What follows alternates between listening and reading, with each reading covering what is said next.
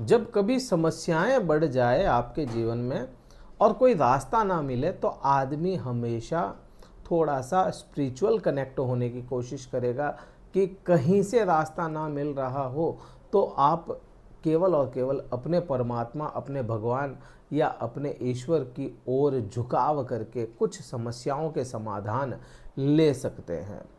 बात ग्रहों की अगर करें तो ग्रहों का असर हमेशा आपके, मुझ पे, इस पूरे संसार पे बना रहता है। ग्रहों का असर आप पे, मुझ पे भी आएगा। अब बात राहु की अगर करें, क्योंकि मीन राशि वाले जातकों के शनि की 7.5 चल रही है और प्रथम चरण की 7.5 में राहु क्या प्रभाव लाएगा जब राहु खुद मीन राशि में गोचर कर रहा है। मीन राशि में बात केवल मीन राशि में गोचर की नहीं है, राहु देव का प्रभाव की बात है कि राहु आपको क्या अच्छा या क्या बुरा करेगा। राहु क्योंकि मीन राशि में है और राहु की आप अगर है ना थोड़ा सा देखो, राहु के बारे में बहुत ज़्यादा भ्रमित कर दिया गया कि राहु है ना खराब ग्रह है, राहु मार देता है, बेकार ग्रह है या ऐसा कुछ।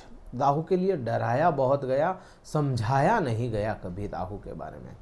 मीन राशि के लिए ये जो वीडियो मैं बना रहा हूँ यह केवल राहु के पर्सपेक्टिव से बात करूँगा इस वीडियो में।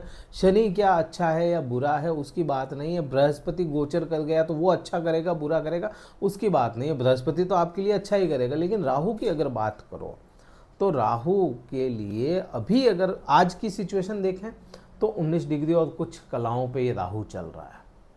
मतलब किसी भी ग्रह की बात आप करोगे ना तो 12 से लेकर के 12 से 17 डिग्री अंश, डिग्री का मतलब अंश, 12 अंश से लेकर के 17 अंश तक का जो समय होता है यह किसी भी ग्रह को 100% परिणाम लाने पड़ते हैं इस समय में, और लाते हैं, वो प्रभावी होता है। अभी कितना चल रहा है? 19 डिग्री चल रहा है। 19 डिग्री का मतलब यह प्रभावशील तो अभी हो गया है, प्रभाव तो दे रहा है। अब क्योंकि राहु जो ग्रह है रेट्रोग्रेड चलने वाला, उल्टा ही चलता है, वक्री ग्रह कहा जाता है राहु और केतु को, तो आपको यहाँ पे उल्टा चलते हुए यह 18 और 18 से 17 डिग्री पे यह आएगा, 17 अंश पे आएगा। तो मतलब देखो 17 अंश पे कब आएगा उसकी अगर बात करोगे तो एक राशि में नक्षत्र भी होते हैं, क्योंकि नक्षत्रों का ही समूह मिलकर के राशि बना। और यहाँ पे आप देखें रेवती नक्षत्र में मीन राशि, पूरे राशि चक्रों का अंतिम नक्षत्र जो माना गया ना, अंतिम नक्षत्र 27वां नक्षत्र रेवती नक्षत्र है। मेष राशि से ये परिवर्तित हुए थे उल्टे चलते हुए, तो यह रेवती नक्षत्र में प्रवेश किए थे राहु ग्रह। अब ये राहु ग्रह रेवती नक्षत्र में प्रवेश किए और रेवती नक्षत्र जो है बुध ग्रह के अधीन माना गया है या बुध ग्रह के अधीन आता है। रेवती नक्षत्र के नक्षत्र स्वामी जो है वह बुध ग्रह है। अब बुध ग्रह जो है आपके लिए मीन राशि के लिए भी मित्र है और राहु के लिए भी मित्र है। तो अभी तक तो राहु ने आप पे वैसे परिणाम या वैसे प्रभाव नहीं लाया, क्योंकि ये राहु है ना बुध के नक्षत्र में था। अब यह राहु जो बदलेगा, ये 17 डिग्री पे आकर के जो बदलेगा, यह शनि के नक्षत्र में चला जाएगा, उत्तरा भाद्रपद नक्षत्र में। अब उत्तरा भाद्रपद क्योंकि शनि का, और शनि देव को आप देखोगे ना तो मीन राशि के 12वें भाव के स्वामी है, शत्रु ग्रह ही शनि हो जाता है, शत्रु ग्रह है। और शनि खुद की राशि में है, अभी 7.5 जो लगाई है शुरुआत तो खुद की राशि में बैठ के लगाई है। तो यहाँ पे आप देखोगे कि राहु का प्रभाव भी तेज है, राहु की अवस्था भी आपके विपरीत चली गई है। अभी के समय में राहु बहुत बुरा नहीं था, इसको समझ लोगे, राहु को अपना लोगे या राहु के लिए कुछ कर दें अपन, राहु को समझ करके राहु के मुताबिक अपन चलना शुरू कर दें, तो अपने को यह राहु है ना वो फल दे सकता है जो आपने मैंने सोचे नहीं। क्योंकि राहु क्या है, यहाँ पे इस चीज़ को समझ लो, 9 जुलाई को यह करेगा परिवर्तन नक्षत्र का, तो वो मैं बता देता हूँ। अभी राहु को समझें अपन, राहु क्या है।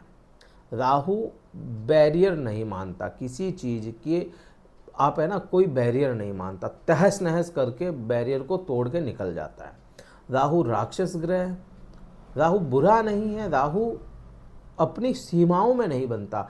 आप चाहो ना राहु को सीमा में बांधना तो राहु नहीं बंधेगा, राहु निकल जाएगा वो सीमा को तोड़ के। और अपन लोगों की या किसी की भी आदत क्या है कि अपने कंट्रोल में चीज़ रखने की। अपन उसको बांधने की कोशिश करेंगे, अपन कहेंगे कि मेरा ऐसा हो जाए तू मुझको करेगा, तो वो नहीं करेगा, वो अपने मन से करेगा। बस आपको उसका फ्रेंड बनना पड़ेगा, अपने उसको फेवर में कर लो तो आपके लिए वो फिर करेगा, क्योंकि कोई भी मित्र है तो वह अच्छे प्रभाव लाता है। अब राहु केतु के लिए क्या होता है, राहु केतु वो ग्रह है, क्योंकि इनके पास में खुद की कोई राशि नहीं है, तो राहु केतु वो ग्रह है जहाँ बैठते हैं ना उस चीज़ पे, उस जगह पे कब्जा कर लेते हैं, खुद की मानने लग जाते हैं, खुद का मतलब कहा जाता है कि राहु केतु जहाँ पे बैठेंगे ना उसी को अपना घर बना लेंगे। तो ये मीन राशि में बैठा है, मीन राशि को अपना घर बना लिया है इस राहु ने।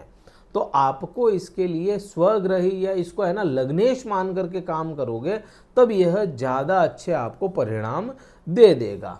अब यहाँ पे ये चीज़ अपने को क्लियर समझ में आ गई कि कब परिवर्तन इसके कैसे होगा और क्या। अब ये पूरा जो साल रहेगा, अंतिम के जो 6 महीने रहेंगे, 100% यह राहु आप पे परिणाम लाने वाला है। अब ये राहु क्या है, राहु मतलबी है। राहु कभी भी है ना, राहु सेंट्रिक कुंडली जो होती है या राहु सेंट्रिक लोग होते हैं ना, आपने देखे होंगे लोग जो अपना खुद का पहले सोचते हैं, दूसरे का नहीं सोचते, फिर सोचूंगा बाद में, पहले मैं मेरा कर लूँ। तो आपको मीन राशि वाले जातकों को यही बनना पड़ेगा, आपको दूसरों का काम करने से पहले खुद का फायदा सोचना पड़ेगा। यह सोच लिया तो आपको यह राहु वैसे ही परिणाम देगा। आपको पहले ये नहीं कहना है कि मैं भाई का काम है पहले कर लूँ, दोस्त का काम है पहले कर लूँ, पत्नी का काम है वो पहले कर लूँ। नहीं, यहाँ पे देखिए बुरा लगेगा, आपको मन में भी आएगा कि ये कैसे बता रहे हैं कि मतलबी हो जाओ। हाँ, होना पड़ेगा, अदरवाइज़ ये राहु खराब रिजल्ट देगा, आपको पीट के चला जाएगा। आपको अपने बारे में पहले, इसको आप सीधा सा कहें कि दूसरों की जय से पहले खुद की जय करें, खुद के लिए काम करेंगे तो आपके लिए यह समय अच्छा होगा। दूसरे के काम के लिए मना नहीं है, दूसरों के लिए मना नहीं है, दूसरों के बारे में सोचना मना नहीं है। इसमें ये नहीं कहता कि आप मत सोचो, आप अपनी पत्नी के बारे में, बच्चों के बारे में, भाई बहन, माता पिता, परिवार, कुटुंब, सबके बारे में सोचो, आस पड़ोसी सबके बारे में सोचो, मित्रों के बारे में, लेकिन पहले खुद के पांव मजबूत करो। तो यह यही कहता है राहु कि भाई मैं तो पहले कर लूँ, तुम्हारा तो कर ही दूंगा, अगर मैं ही मजबूत नहीं हुआ तो तुम्हारा कैसे मैं मजबूत करूंगा। तो राहु का मानना यही है और उसी मुताबिक आपको करना पड़ेगा, अदरवाइज ये आपके लग्न में बैठा है तो मति भ्रम में डाल देगा, मस्तिष्क भ्रम कर देगा, भ्रमित कर देगा, और दिमाग से खेलने वाला राहु होता है, क्योंकि राहु के पास में किसी भी प्रकार का कोई शरीर नहीं है, दिमाग है और दिमाग से ही यह चलता है, अटैक भी दिमाग पे ही करेगा। राहु भूख है पूरे, आप कहें ना राहु क्या है, राहु भूख है, राहु को हर चीज़ चाहिए, हर चीज़ राहु को चाहिए। अब नीचे उसके बॉडी नहीं है तो वो खाएगा और कहाँ गिराएगा, जहाँ पे बैठा वहीं गिराएगा। तो यह आपके लग्न को मजबूत कर देगा। बस यहाँ पे रेमेडी भी समझ लो इसको कि थोड़ा सा आपको अपने बारे में सोचना पड़ेगा। बुरे परिणाम क्या आएंगे यहाँ पे, अगर बुरे परिणाम की बात करो, लोग कहते हैं कि आप परिणाम नहीं बताते, परिणाम की अगर बात करोगे तो ये लग्न से रिलेटेड आपको मस्तिष्क पीड़ा देगा। ये राहु दिमाग काम ना करे, डिप्रेशन की स्थिति ले आए, तो ये मेन यहाँ पे पीड़ा आपको आनी तय है, अगर ये राहु अच्छा ना कर पाए तो। अब बात करते हैं राहु और क्या क्या करेगा।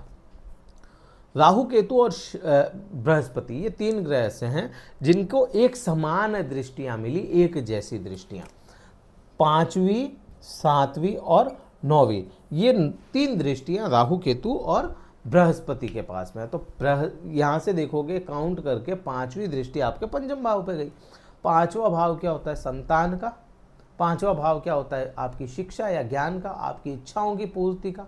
5वां भाव और क्या है, इंटरव्यूज़ देते हैं तो उसका रिजल्ट, ये हो गया। तो यहाँ पे प्रेम संबंधों का, तो यहाँ पे आपको क्या करेगा, प्रेम संबंधों में वाद विवाद, क्योंकि ये राहु है तो आपको यहाँ पे राहु प्रेम में धोखा भी दिलाने का काम कर सकता है, अगर बुरा है। और अच्छा हो गया तो प्रेम संबंधों में कोई दिक्कत नहीं। अब राहु को एक चीज़ समझो, आज के समय में अपन लोग है ना, अपन लोग राहु से घिरे पड़े हैं। अभी ये पेन है मेरे हाथ में, प्लास्टिक का है। प्लास्टिक क्या है? ये राहु है प्लास्टिक। मोबाइल जिससे अपन बातचीत करते हैं, मोबाइल, कैमराज, ये सब राहु है। अब मोबाइल से अपन लोग जुड़े हैं ना, और संतान सुख पे आ रहा है ये सीधी दृष्टि, तो वो माता पिता विशेष तौर से सावधान रहें जो अपने बच्चों को मोबाइल देते हैं, क्योंकि राहु है, दृष्टि में है, संतान का भाव है, तो संतान भ्रमित का यहाँ पे पूरी तरह से योग बनता है।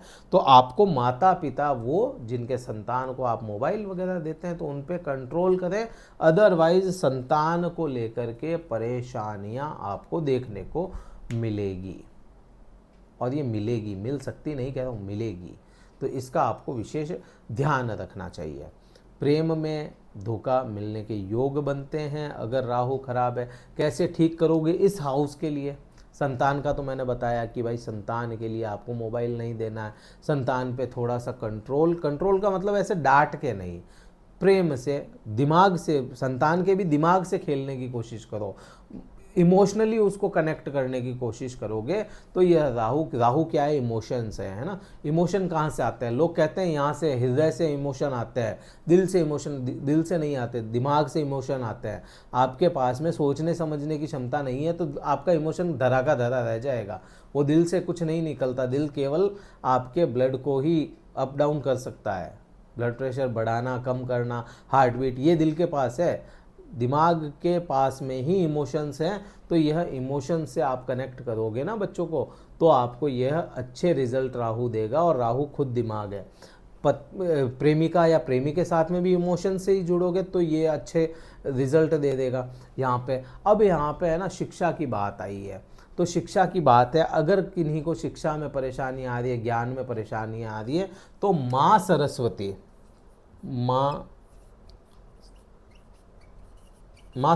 की आराधना, क्योंकि राहु माँ सरस्वती की आराधना खुद भी करता है, माँ दुर्गा की आराधना खुद भी करता है।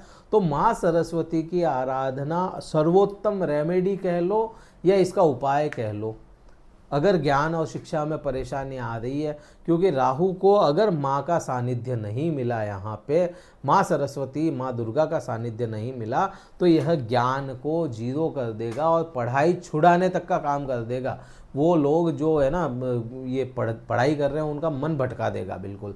तो ये यहाँ पे रेमेडी भी यही है और उपाय भी यही है, तो ये आपको करना पड़ेगा या चाहिए। अब बात करते हैं सातवीं दृष्टि की। तो सातवीं दृष्टि की बात करोगे ना, तो सातवीं दृष्टि में कौन है? केतु ग्रह बैठे हैं। तो जो बैठा है उसकी प्रधानता पहले दृष्टि के बजाय। तो यहाँ पे ये केतु बैठा है। केतु क्या होता है? छुड़वाने का कारक होता है। कहाँ बैठ गया? यह बैठ आकर के गया केतु आपके पति पत्नी या व्यापार के भाव में।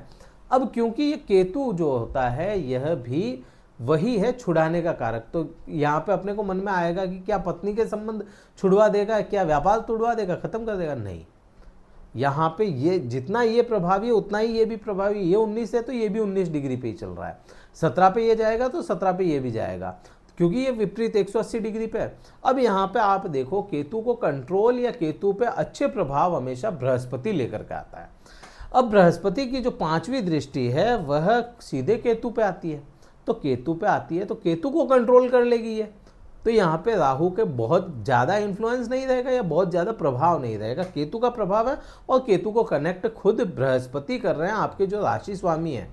तो यहाँ पे इसके बुरे प्रभाव नहीं है। और केतु के देखने हैं कि बृहस्पति के सानिध्य में या बृहस्पति की दृष्टि में कैसे असर ला रहा है, वीडियो बन चुका है ऑलरेडी, आप देख लीजिएगा। अब यहाँ पे बात करते हैं 9वीं दृष्टि की। तो भाग्य भाव पे चली जाती है 9वीं दृष्टि। भाग्य बड़ा या कर्म बड़ा? मैं कहूँगा दोनों ही बड़े हैं। कर्म से भाग्य एक्टिवेट होता है, कर्म करते हुए भाग्य आपका एक्टिवेट या बढ़ जाता है। लेकिन भाग्य अगर हो तो आपको कर्म भी मिल जाता है। भाग्य अगर सही हो तो कर्म भी आपके मिलते चले जाते हैं। तो भाग्य भाव पे यह राहु की दृष्टि या 9वें भाव पे दृष्टि आ जाना, यहाँ आप देखोगे कि आपको धार्मिक तौर से दूर कर दे, अपने धर्म से दूर कर दे। भाग्य के बारे में सोचोगे बहुत, लेकिन वो काम नहीं करेगा, क्योंकि ये जो भाव है वह भाव मंगल का बन जाता है, मंगल का भाव बन जाता है। और जैसे जैसे मंगल अपनी अवस्थाओं में रहेंगे वैसा ही यह काम करेगा आपके साथ। मंगल अगर पोजीशन अच्छी है मंगल की तो यह वैसा काम करेगा। अब यहाँ पे आप देखेंगे कि धर्म का, मैंने बोला ना कि धर्म का भाव है, तो राहु का काम क्या है, बुरा होने पे धर्म का नाश करवाता है। बुरा हो जाए तो धर्म का नाश करवाता है, अदरवाइज धार्मिक यात्रा भी करवाता है। अगर राहु अच्छा है तो यह राहु इस समय में धार्मिक यात्राएं करवा कर ही रहेगा, छोड़ेगा नहीं, करेगा। धार्मिक यात्रा करते जाओ। तो यहाँ पे ये प्रभाव राहु का होगा। पिता के साथ में संबंध, यहाँ का उपाय है पिता के साथ में संबंध अच्छे रखें। पिता नहीं है किन्हीं लोगों के तो अपने गुरुजनों के साथ में संबंध अच्छे रखें, तो ये राहु क्लियर आपको अच्छे परिणाम देता हुआ चलेगा। आपको इस समय में पूरे 1 साल की, अगर ये जो पूरा जो 6 महीने बचे हैं इसमें जनरल रेमेडी करनी चाहिए। ये तो मैंने बताया आपको, जनरल रेमेडी करनी चाहिए राहु के लिए, क्योंकि बिना कुंडली विश्लेषण के आप रेमेडी करोगे तो रेमेडी बैकफायर भी कर सकती है, बुरे परिणाम भी ला सकती है राहु की, क्योंकि राहु भरोसे लायक नहीं है ना, तो वैसे परिणाम भी आ जाते हैं। आपको एक जनरल रेमेडी रहेगी यहाँ पे, क्योंकि आपकी खुद की मीन राशि है और मीन राशि में ही ये बैठा, और मीन का मतलब मछली होता है, तो मछलियों को चुग्गा डालना चाहिए, वह बहुत अच्छा उपाय होगा। कहीं वीडियो अच्छा लगा हो, कनेक्ट कर पाए हो, कमेंट करके बताइएगा कि हाँ ऐसा हुआ। वीडियो अच्छा लगा है लाइक कीजिए, शेयर कीजिए, सब्सक्राइब जरूर करके जाइएगा, और है ना शेयर कीजिए, आप व्हाट्सएप वगैरह पे शेयर कीजिए, फेसबुक वगैरह पे आपको करना चाहिए, हमें भी सपोर्ट मिलेगा इससे। कुंडली विश्लेषण करवाना चाहते हैं जिसमें पर्सनल आपकी कुंडली पे बात होगी, तो डिस्क्रिप्शन में कार्यालय के नंबर हैं, व्हाट्सएप मैसेज करके संपर्क करें, स्लॉट बुक करवाएं, शुल्क पता कर ले, स्लॉट बुक करवाएं, फिर मैं बात करूंगा आपसे। इस वीडियो में इतना ही था। जय हिंद, वंदे मातरम, भारत माता की जय।